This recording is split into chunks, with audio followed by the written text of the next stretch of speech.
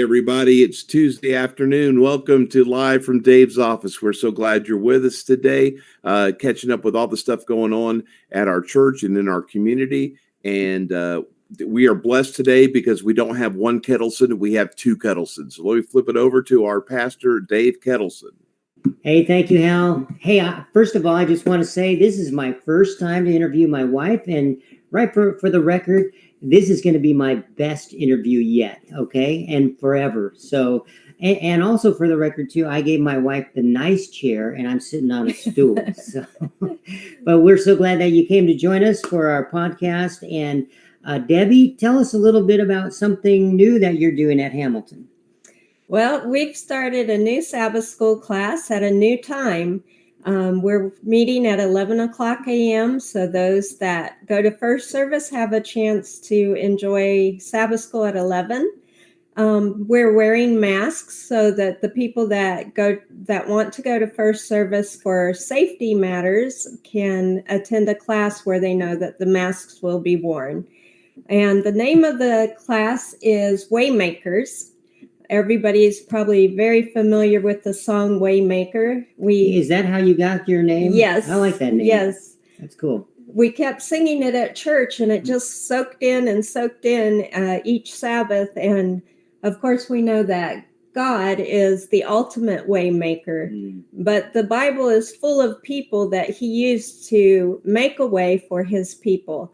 And that's what I wanted this class to accomplish, was to empower people to see themselves as waymakers for other people.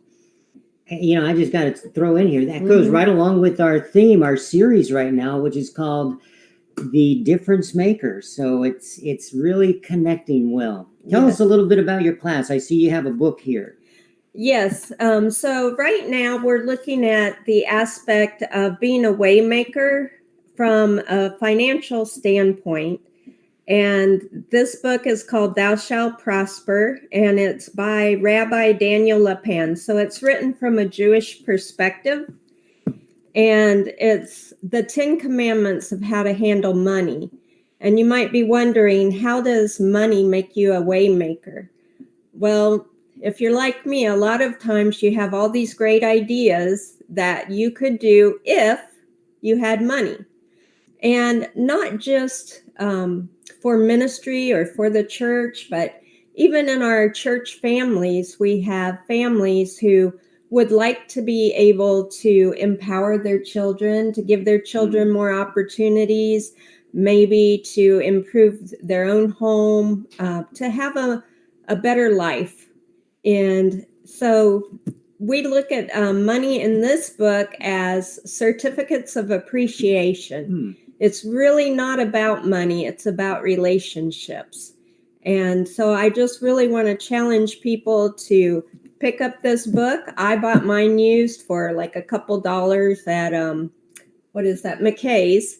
Yeah. And Amazon has them used. I just don't like to pay $25 for a new book, and I like to write in them. So I'd advise picking up a good used one so that you can make notes and highlight. I like that. You know, I've actually heard from several sources that Jesus actually talked about 60% of what he shared with us was over stewardship, our finances, which is so important. I noticed the book is forwarded by David Ramsey, who's one of the financial gurus out of Nashville. Just a quick little story. I went to, when he was, many, many years ago, maybe close to 18 years ago, when he was first starting out, he invited some pastors to come to one of his seminars. And afterwards, he was signing his book, The Financial Peace Makeover. And anyway, he gave me the book and he asked me my name. And so he signed a little something, and he signed it as Dan.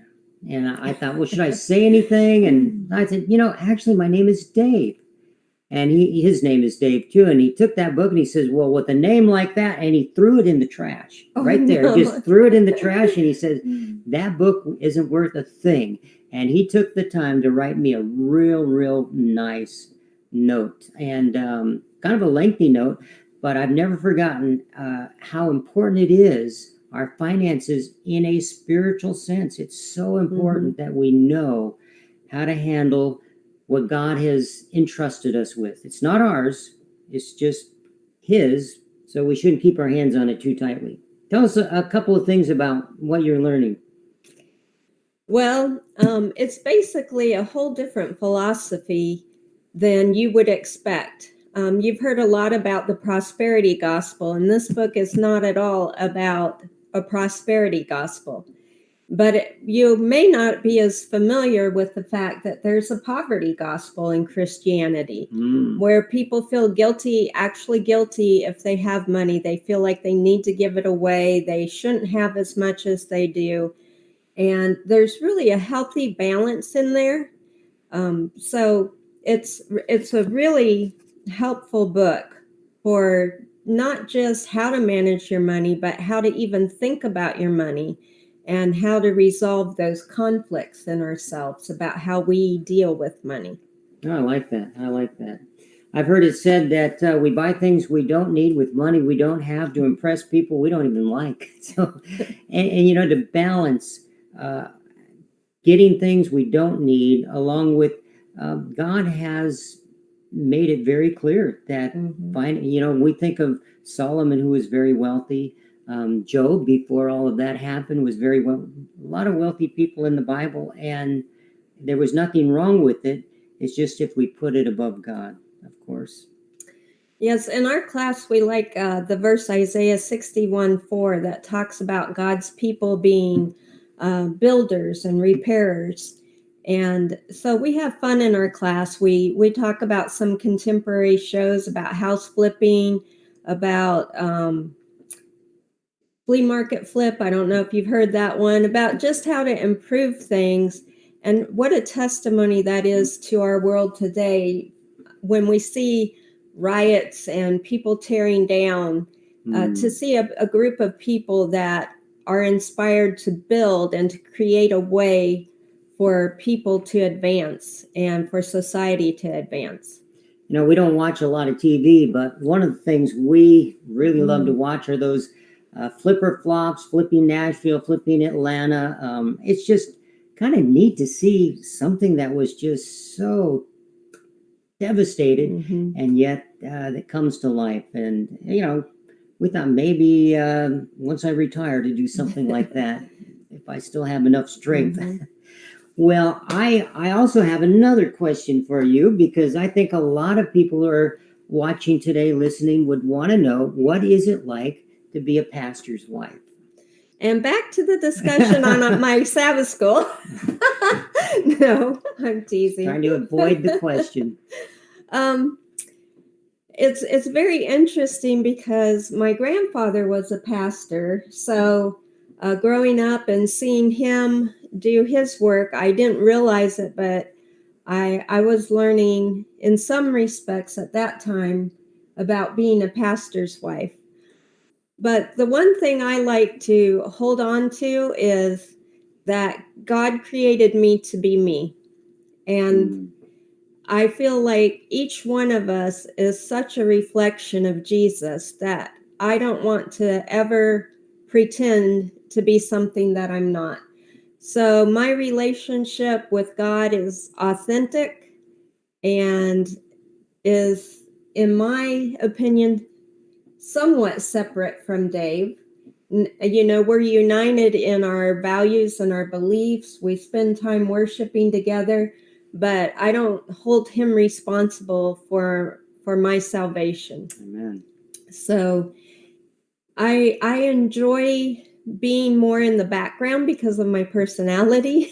So I let him do all the extroverted stuff, and I am more than content to do the more one-on-one and spend time individually with members is more what I enjoy than big groups. And let me tell you, she's more involved than you'd ever know. I mean, she is my counsel. I'll go to her for many things, a lot of wisdom here. The other thing, too, is that our children, we want to make certain that they don't see themselves as the preacher's kids, that they have to line up in a certain way because they're just kids, and just like any other kids. So we try to guard those boundaries for them also too. Just like your children, if you have kids, you want them to know that their relationship with Jesus needs to be authentic, like she said, and that's what's important. So everyone can be as connected to God as they want to be, can be as close to Jesus as they want to be. They don't have to be a pastor. They don't have to be a pastor's wife or pastor's kids.